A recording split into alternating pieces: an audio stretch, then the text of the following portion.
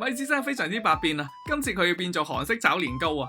我呢個版本咧，仲要係健康多菜版啊，加咗好多唔同嘅蔬菜。我仲加發硬豆腐增加蛋白質啊，將佢切條。其他蔬菜切好之後咧，我哋就可以捲年糕啦。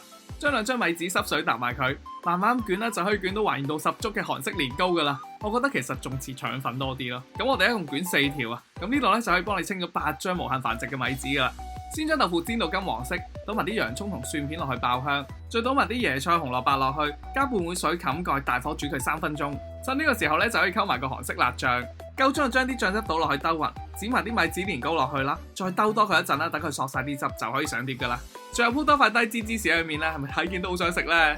佢唔係得個樣噶，佢食落去嘅味道咧，同韓國嘅炒年糕我覺得有9成9似，同埋米紙年糕嘅煙韌度啦，真係同真年糕好似啊，幾可亂真啊！同埋我中意佢多菜同多豆腐啊！呢個健康版嘅韓式炒年糕，我求大家一定要試啊！